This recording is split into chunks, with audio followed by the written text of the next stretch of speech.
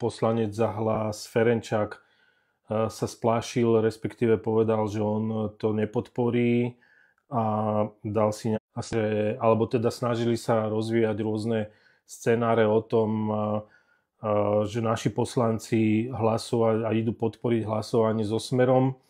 V žiadnom prípade sme my nepodporili žiadny návrh Smeru a keď niekto hovorí, že naši poslanci sú Kresťanská únia, teda pani Záborská a Rišo Vašečka, no tak to nie je pravda. Jednoducho my sme dnes nehlasovali, teda nehlasovali by sme so Smerom v žiadnom prípade, lebo to je absolútne nepriateľné pre nás. No ale uvidíme v septembri, čo sa do septembra udeje, ako sa rozmyslí Ferenčák z Hlasu a prípadne niektorí poslanci za KDH. Ja musím v tomto zmysle sa aj vyjadriť k celému tomu, jak to prebiehalo a k tomu hejtu, ktoré schytávalo KDH. Ja ich nejdem samozrejme nejakým spôsobom príliš obhajovať, lebo to sú väčšinou témy, ktoré nie sú moje témy. Ja sa priznám, ja príliš tieto hodnotové témy neriešim. Ja som skôr orientovaný v tom našom hnutí liberálnejšie ako niektorí ostatní. Ale chcem sa vyjadriť najmä k tomu hejtu, ktorý sa spustil na poslanca za KDH Fera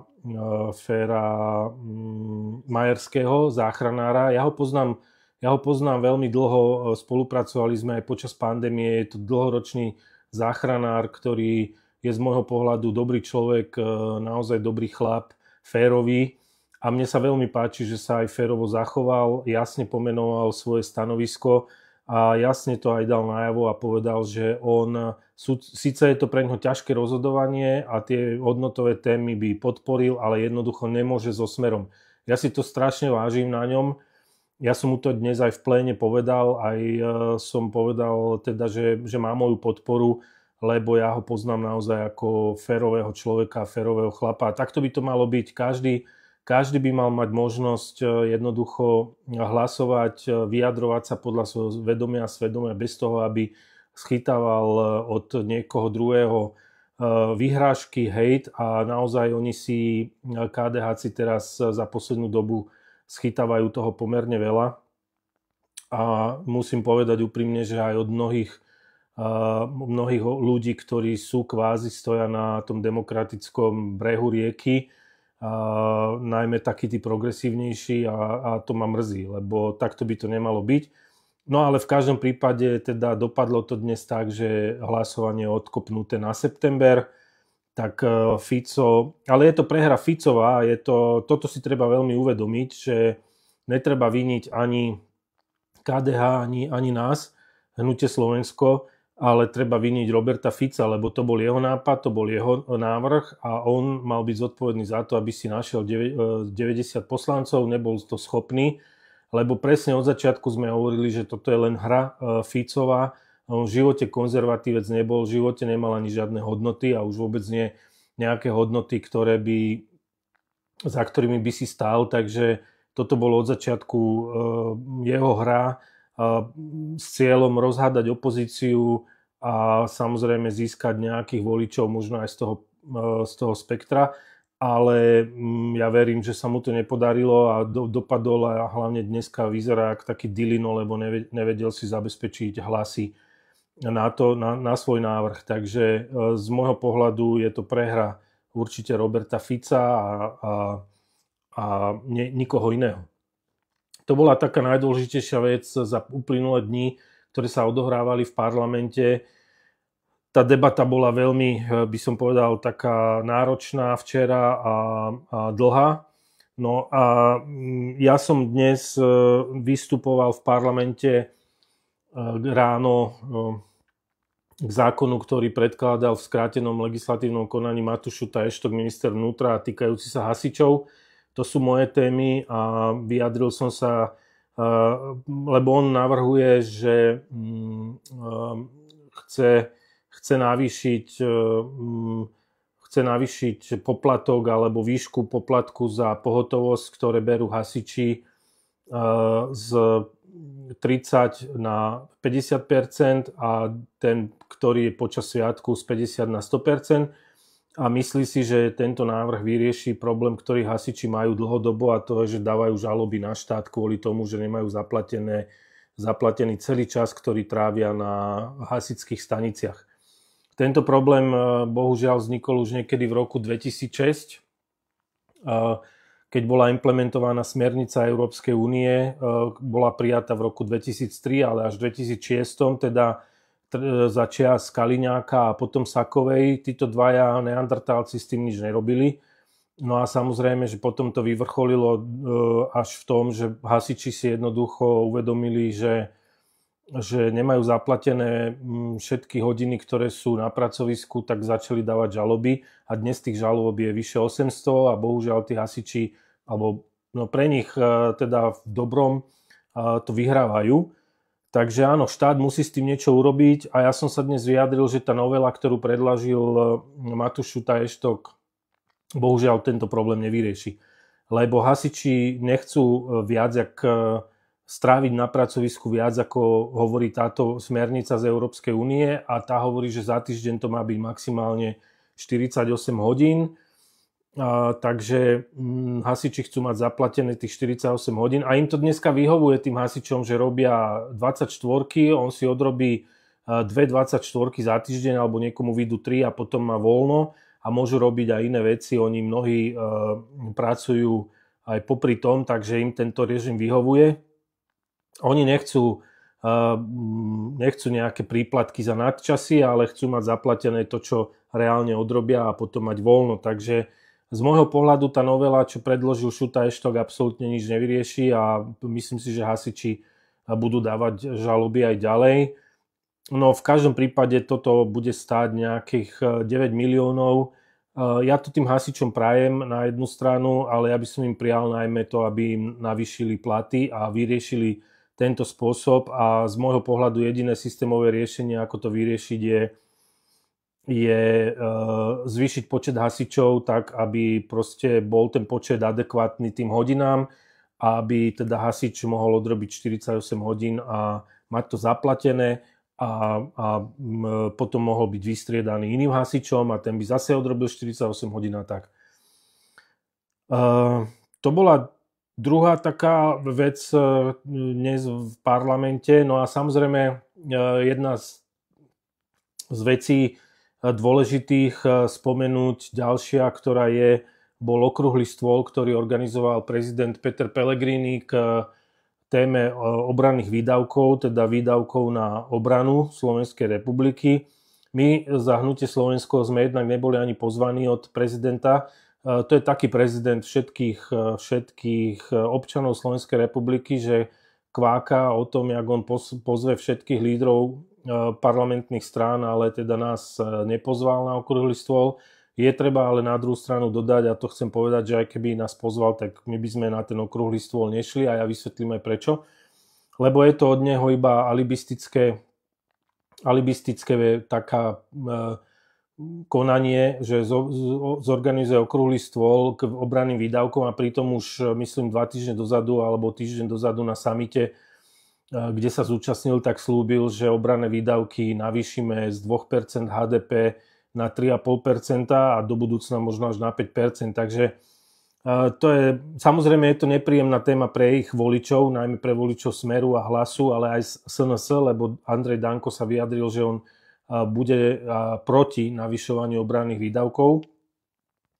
No tak v tejto téme nechcú zostať sami a vysvetľovať svojim voličom, že ich oklamali, lebo pred voľbami rozprávali aj Fico, aj Pellegrini, aj Danko, že ani euro na zbrojenie, a dnes sa idú baviť o tom, že idú navýšiť HDP na zbrojenie. To tých voličí ich nerozumejú tomu a samozrejme to vnímajú ako podvod. Takže Pellegrini chcel len alibisticky do toho zatiahnuť aj opozíciu, aby mal akože mohol potom prstom ukazovať, že však to nie je ja, to a opozícia chcela. Tak preto by sme sa nezúčastnili toho okrúhleho stola. Ale teda poviem vám môj názor, keďže toto je téma, ktorej sa venujem. Ja určite som za navýšenie obranných výdavkov, ale do budúcna samozrejme je to obrovská suma peňazí, ale nemôžeme zostať pozadu a keď chceme patriť do Severoatlantickej aliancie a do Európskej únie, tak musíme držať krok aj s ostatnými krajinami, ktoré takisto navyšujú obranné výdavky. To určite nejde hneď urobiť, ale je to otázka niekoľkých rokov.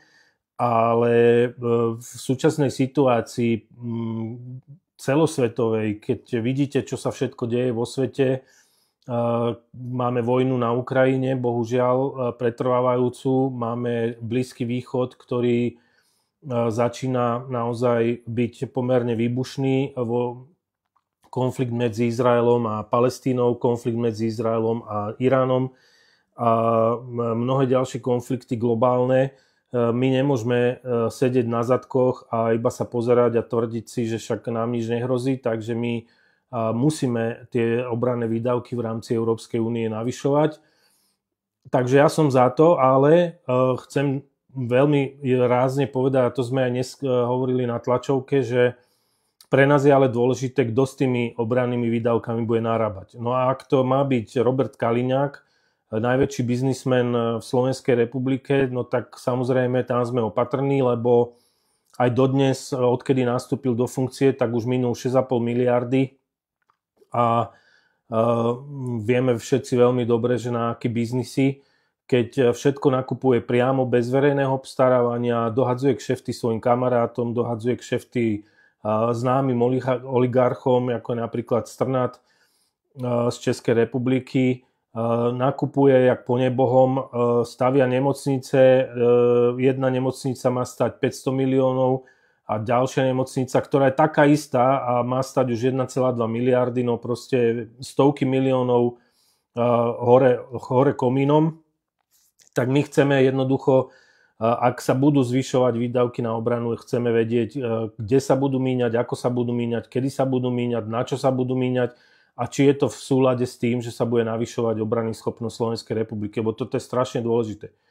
Tie peniaze nemôžu ísť na to, aby si Kaliňák riešil svoje projekty, staval nemocnice, napriek tomu, že ja želám všetkým občanom Slovenska, aby mali najlepšie nemocnice na svete, ale to predsa nemôže byť vždy, alebo teda podľa nového princípu nejakého stavané z obranných výdavkov.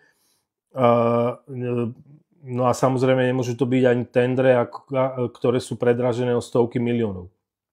Takže my budeme trvať na to, alebo chceli by sme, aby to bolo pod nejakou kontrolou, aby Kaliňákovi niekto mohol pozerať na prsty. Tak uvidíme, ako to bude. Ale keďže nás Pellegrini nechce počúvať, no tak to viete veľmi dobre, ako to dopadne. To sa týka obranných výdavkov a ďalšia aktuálna vec, ktorú treba spomenúť, je Fico výrok, dnešný výrok. Ja som aj pred malou chvíľou ešte čítal jeho status o tom, že Slovensku by slúšela neutralita. To znamená, že by sme nepatrili ani do NATO, ani v podstate nikde, boli by sme ako Švajčiarsko, neutrálne. Len treba povedať, že to sa nedá porovnať. Lebo nie je to také jednoduché. Švajčiari sú úplne niekde inde. Švajčiari majú úplne iný spôsob zabezpečenia obrany, dlhoročný. Majú domobranu, kde ľudia sú zvyknutí vlastniť zbranie a mať zbranie, ale nie preto tak, jak na Slovensku, že sú kovboji, ktorí majú doma zbranie a chodia strieľať na strelnicu alebo polovníci, čo samozrejme je v poriadku, ale vo Švajčiarsku majú vlastne zbrane domobrana a zúčastňujú sa samozrejme v prípade nutnosti aj na ochrane teda Švajčiarska. Je to úplný blúd z môjho pohľadu rozprávať dneska o nejakej neutralite. A keď som čítal tie komentáre pod tým Ficovým statusom, no ja neviem, či tým ľuďom hrabe, alebo im preskakuje v súčasnej dobe, keď máme vojnu túto kúsok od nás, a keď naozaj po svete vznikajú nové konflikty, tak my sa tu ideme teraz akože hrať, že neutralita. Veď ja neviem, či tí ľudia, každý, kto to tam napíše, že jasne, však vystúpme z NATO, lebo tam už sú aj také komentáre, že vystúpme z NATO a neviem čo, aké bludy. No tak ja chcem týmto všetkým ľuďom pripomenúť, že aj Fínsko bolo neutrálne a po vypuknutí vojny na Ukrajine Fínsko vstúpilo do NATO. tak ja neviem, že či my naozaj sme už tak hlúpy národ, že my jediní chceme ísť proti všetkým, ale z môjho pohľadu nejaké úvahy o neutralite sú absolútne scestné, bláznivé a naozaj to len potvrdzuje z môjho pohľadu, a je to, či chcete alebo nechcete, berte alebo neberte, ale je to jednoducho z môjho pohľadu ďalší príklad toho, že Fico absolútne je utrhnutý od reality. On asi dostáva tabletky z Kazachstanu alebo Uzbekistanu alebo neviem kde a jemu sa tam páči v týchto režimoch autokratických a k tomu inklinuje. No proste strašné veci. Čiže z môjho pohľadu, prosím vás pekne, neutralita absolútne zbytočná téma. Zase takisto z môjho pohľadu téma, ktorú Fico vypustil len preto, aby zamestnal ľudí, aby zase ľudia rozprávali teraz, zaujímali sa o neutralitu, rozvíjali rôzne fikcie, scenáre a utekala im realita to, že na Slovensku nerieši Fico absolútne problémy ľudí. Takže nemám čo viac ako k tomu povedať. Tuto čítam aj teraz komentáre, ktoré tu píšete, nemám často všetko čítať, ale teraz mi tu píše nejaká Gulášová Soňa, že je to úbohý komentár človeka z IQ húpacieho koňa. No tak toto sú tí inteligentní ľudia, Fico voliči asi. Veľmi rád by som si porovnal IQ s vami, pani Gulášová, alebo jak sa voláte. Kľudne sa zastavte, môžeme sa porozprávať. Ja, na rozdiel od vás, som niečo zažil aj v armáde, aj v ozbrojených silách, aj v konfliktoch a niečo o tom viem. A nie som len silný to, že si vy napíšete nejaký trápny komentár, ale tak to len vypovedá o vašom IQ, nie o mojom. Takže toľko, čo sa týka Ficovho výroku. Viac sa k tomu nebudem vyjadrovať, ak samozrejme sa nebudete na to pýtať. A poďme na vaše otázky. Mám ich tu zase dnes pomerne dosť, takže aby sme to stihli, lebo čas letí, tak ideme na to. Adriana Aďa sa pýta, zaujímalo by ma, či nie je viac ako potrebné, aby nejaký odborník z tých 180 psychiatrov vážne vyšetril premiéra. Mne tento človek naozaj nepripada normálny. Adriana, tak neviem, či mne prislúcha sa vyjadriť k tomu, že či by to bolo dobré alebo nebolo, aby ho vyšetrili. Ja som sa vyjadril, že z môjho pohľadu Robert Fico úplne normálny v poslednej dobe nie je a je odtrhnutý minimálne od reality, ale nie som odborník na diagnostiku takýchto stavov, takže to si netrúfam. Ale ak si myslela z tých 180 psychiatrov, myslím, že ich bolo dokonca viac ako 800 psychológov a psychiatrov, ale to už nechám na nich, či by niečo mali vyšetriť alebo nie. Jan Cacko, Hnutie Slovensko znova pomáha Ficovi. Koľko vašich poslancov podporuje novelu ústavy? No Jano, ja som to vysvetlila na začiatku, nie, v žiadnom prípade my nepomáhame Ficovi, my sme konzistentne povedali a hovoríme to, že s Ficom hlasovať nebudeme a nebudeme podporovať ani jeho návrhy, akékoľvek návrhy, a teda samozrejme ani návrh na zmenu ústavy. A z našich poslancov nepodporil ústavu, čo viem, a neplánuje podporiť ústavu nikto. Plánovali podporiť ústavu poslanci za Kresťanskú úniu. Tak to zdôrazňujem, Kresťanská únia nie je naše hnutie Slovensko. Napriek tomu, že s hnutím Slovensko bola Kresťanská únia v posledných voľbách v rámci koalície, ale sú samostatný subjekt, samostatná strana alebo hnutie. Dana Kristiník Slezáková, Roman, dobrý večer, prosím pekne, čo tí hasiči? Nestihala som do obeda všetko počúvať. A čo ten Fico vyplo do neutralite? No tak k tomu som sa už vyjadril, Dana, tá neutralita z môjho pohľadu absolútny blud a snívanie, ale bohužiaľ zjavne veľa ľudí, tých Ficových voličov, bez nejakého asi rozmýšľania reálneho ho v tom možno bude podporovať. No a hasiči, áno, schválili si zákon, ktorým budú mať navýšené niektoré príplatky za prácu nadčas, ale to nerieši ten problém, ktorý hasiči majú, a to je, že nemajú zaplatenú prácu všetky hodiny, ktoré trávia na pracovisku, a hasiči nechcú pracovať nadčasy príliš, ale chcú mať voľno. Takže tento problém ten zákon nerieši. Andrea Starobová sa pýta, Roman Fico začal hovoriť, že chce, aby Slovensko bolo neutrálny štát a vystúpilo z NATO. Fico sa fakt zbláznil, už som to hovoril, tak bohužiaľ aj z môjho pohľadu to nie je normálne a nemyslím si, že v súčasnej dobe, keď máme vojnu na Ukrajine a máme pol sveta začína byť nejaký turbulentný, tak aby sme my rozprávali o neutralite. Skôr si myslím, že by sme sa mali baviť o tom, ako sme pevne ukotvení v NATO a Európskej únii. Ida Konopová, ako hodnotíš postoje PS a SAS pri novele ústavy a ich útoky na KDH a Kresťanskú úniu? Už nepotrebujú KDH ako opozičného spojenca? Smutné a trápne.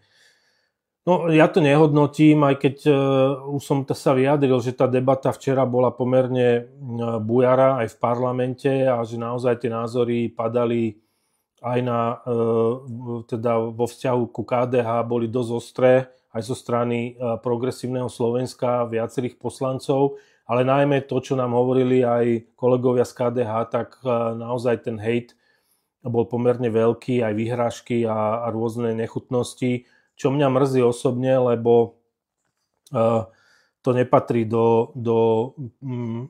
ani do normálneho, myslím, do normálnej debaty o tom, že môžeme mať každý rozdielny názor na nejaké hodnotové veci.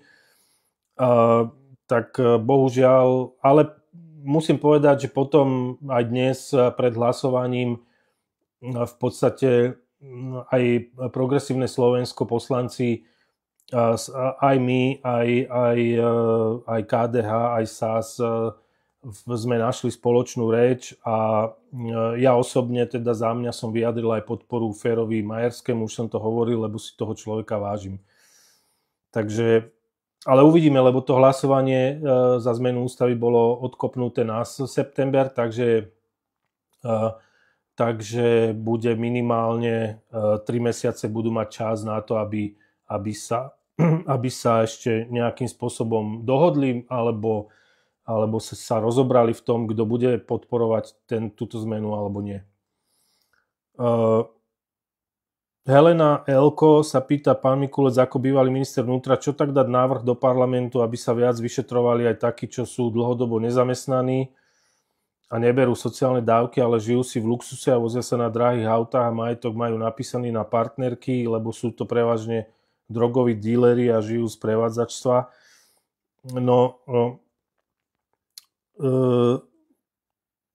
Toto by nemal riešiť určite návrh nejaký legislatívny od poslanca, pretože ak niekto nechodí do práce a žije z predaja drog a z prevádzačstva, tak to už dnes sú trestné činy, ktoré sú pevne zakotvené v trestnom poriadku a samozrejme je to otázka práce polície. Ak niekto vie o takýchto ľuďoch alebo o tom, že páchajú trestnú činnosť, tak každý občan Slovenskej republiky má povinnosť to oznámiť a potom samozrejme orgány činné v trestnom konaní majú povinnosť sa s tým zaoberať. Takže ja si myslím, že netreba prichádzať s nejakým návrhom. Legislatíva je dostatočná, len ľudia by nemali zatvárať oči a samozrejme potom najmä polícia by mala mať dostatok priestoru na to, aby takéto veci vyšetrovala a riešila. Takže Helena, dúfam, že také veci polícia v tvojom regióne, tam, kde bývaš, rieši, alebo že bude riešiť. Nováková Majka Mária, zaujímalo by ma, prečo nebola Veronika Remišová na tlačovke k vyjadreniu ohľade zmeny ústavy.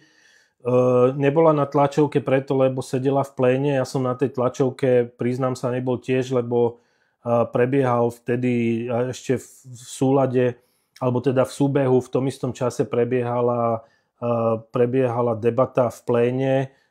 Marek Krajčí vystupoval a my sme, aj ja, aj Veronika sme sedeli v pléne a a Veronika dávala aj faktickú, takže niektorí poslanci boli na tlačovke a niektorí sme boli v pléne, lebo jednoducho nemôžeme byť naraz všade. Takže to, čo tu píšeš, Mária, že či sa odťahuje, neodťahuje, ale naozaj, ja som ju tam videl, bola v pléne a diskutovala, takže nevidel by som v tom nič zvláštne a hlavne nič negatívne. Miroslav sa pýta, Roman, ako hodnotíš rok Pellegriniho v paláci? No, ja by som povedal, že je to také ani, také nemastné, neslané, napriek tomu, že prezident Pellegrini sa snaží byť a tvrdí to, deklaruje, má také vyhlásenia, že sa snaží byť prezidentom všetkých ľudí na Slovensku. A mne sa zdá, že nie je prezidentom všetkých ľudí na Slovensku. Viac mi pripadá, že stále inklinuje k tej koalícii. Aj keď áno, niektoré návrhy zákonov vrátil do parlamentu, vetoval napríklad doživotnú rentu pre Žilinku alebo covidové amnestie, to treba povedať a naozaj to urobil. Ale napriek tomu mám pocit, že jednoducho stále inklinuje viac k tým koaličným veciam a nie je prezidentom všetkých ľudí. Tak je to môj názor, ale možno, že sa mýlim, v každom prípade na mňa to tak pôsobí. Takže ja ho nehodnotím príliš dobre a myslím si, že aj v tých prieskumoch verejnej mienky, napriek tomu, že je najobľúbenejším politikom na Slovensku, tak v porovnaní s prezidentkou Čaputovou nedosahuje také výsledky, ako mala ona v obľúbenosti u ľudí. Ondrej Lovel sa pýta, prečo by Slováci nemali chcieť mier, tak ako v roku 1968? Prečo by mali Slováci zbrojiť tak, ako keď u nás vládol Sovietsky zväz? Ondrej, no ja si myslím, že Slováci chcú mier a že všetci normálne zmýšľajúci ľudia chcú mier, že nikto nechce dobrovoľne vojnu. Ja som absolvoval viaceré misie v zahraničí, teda vojenské a videl som naozaj veľa vecí a naposledy som navštívil aj Ukrajinu niekoľkokrát a viem, že je to veľmi, veľmi zlé. Čiže vojna nič dobre neprináša, takže ja si myslím, že každý normálny človek chce mier a myslím si, že Slováci chceli mier a nielen v 1968, keď prišli Rusi na pozvanie niektorých členov vtedajšej vlády a nie na pozvanie obyvateľov Slovenska alebo Československa vtedy. A prečo by mali Slováci zbrojiť tak, ako keď u nás vládol Sovietsky zväz? Nechcem to porovnávať, lebo vtedy, keď to bolo v tých rokoch, tak my sme boli súčasťou Varšavskej zmluvy. A teda mali sme aj v rámci Varšavskej zmluvy nejaké záväzky a teda preto sme aj zbrojili, pretože každá krajina musí mať nejakú ochranu, obranu zabezpečenú a súčasne dnes a zvolili si to občania po revolúcii referendum, že chcú byť súčasťou NATO a Európskej únie a keďže sme súčasťou NATO, no tak tiež máme nejaké záväzky a keďže máme záväzky, tak musíme sa podieľať aj na spoločnej ochrane. A ja som absolútne za to, aby sme to robili a aby sme si zabezpečili ochranu do budúcna, pretože nikto nevie, ako sa vyvinie situácia napríklad aj v vojenskom konflikte na Ukrajine. A ja osobne by som nechcel patriť znova pod Rusko a byť nejakou súčasťou len taký prílepok niekoho len preto, lebo by povedal, že Slovensko sa nevie brániť, tak si zobereme Slovensko a privlastníme si ho. Ja by som si také niečo neprijal. Láco, ako mám chápať, že Migal chce od Čutaja Aštoka 150 000? Je to nejaká hra? Neviem, netuším, že či to je hra, ale áno, je pravda, že Migal sa vyjadril na tlačovke aj so Šalitrošom, že chce od Matúša Šutaja Eštoka 150 000, myslím, že to vyrátali za mandáty, alebo za percentá počet hlasov, ktoré dostali vo voľbách a a že teda taká suma by prináležala Migalovi, lebo myslím, že to bolo, ak si dobre pamätám, že to bolo za to, že Migal povedal o Migalovi, že Šuta Eštok povedal o Migalovi, že je vydierač a teraz polícia sa vyjadrila, že po vyšetrovaní neprišli na to, že by Migal niekoho vydieral alebo niečo také tam bolo, no tak Migal proste žiada teraz od Matúša Šuta Eštoka 150 000. Z môjho pohľadu, tak ako to ja čítam a berte to naozaj iba ako môj osobný názor, je, že Migal by toto podľa mňa neurobil nikdy sám od seba a bez toho, aby o tom vedel Robert Fico. Lebo aj Migal je minister Ficovej vlády, aj Šuta Eštok je minister Ficovej vlády a neviem si predstaviť, že by len tak jeden minister sa postavil pred mikrofóny a povedal, že od druhého ministra chcem 150 000 a že premiér by sa iba na to tak pozeral, akože dobre chlapci, však máte každý svoj piesoček, tak sa hrajte a budete mi to tu rozbíjať. Neverím tomu, ja si skôr myslím, že Fico využíva Migala na to, aby útočil na Matúša Šuta Eštoka, aby ho de facto ďalej zničil. Však vidíme všetci, že Šuta Eštok vedie Hlas niekde do bažín a na dno. Stále im klesajú preferencie a myslím si, že Fico sa aj niekde vyjadril už dávnejšie, že jednoducho, že on sa im pomstí tým, ktorí od neho odišli, že sa pomstí. Tak si myslím, že Fico teraz len využije aj týmto spôsobom Migala na to, aby mu pomohol v podstate toho Šuta Eštoka zožrať. Takže, ale môžem sa mýliť. Natália sa pýta, čo je ten Šutaj za východňára, keď nevie ani, čo je trojuholník smrti. A inak kritizoval vás za neriešenie zlej situácie s PCB látkami na východe. No, Natália, máš pravdu, ja som sa aj k tomu vyjadroval, lebo naozaj Matúš Šuta Eštok, pýtali sa ho novinári minulý týždeň, alebo tento týždeň to bolo na trojuholník smrti a Matúš Šuta Eštok napriek tomu, že je z východu, tak nevedel, čo to je trojuholník smrti, že sú to v podstate 3 fabriky v 3 lokalitách na východe. Je to Chemko Strážské, Bukoza Vranov a Chemlon Humenné sa mi zdá, kde teda tvoria trojuholník, kde naozaj roky boli skladované rôzne látky, vysypané do prírody a my za našej vlády po 30 rokoch sme začali s likvidáciou PCB látok v Strážskom, kde to bolo naozaj najhoršie. Likvidovali to hasiči, za čo im aj dnes po takej dobe chcem poďakovať, lebo to bolo veľmi ťažké, náročné. Tie PCB látky z toho, tam bola taká budova, volalo sa to myslím Ošipáreň, kde boli tie PCB látky skladované roky z tých súdov. Tie súdy boli prederavené, hrdzavé, ten bordel, tie kyseliny, alebo ja neviem, čo to všetko bolo, tak vytekalo do spodných vôd. Potom tie spodné vody samozrejme pretekali do potokov miestnych, pila to zver, ľudia jedli potom to mäso, keď to polovníci zabili a takto sa tie PCB látky dostávali roky v podstate do ľudí.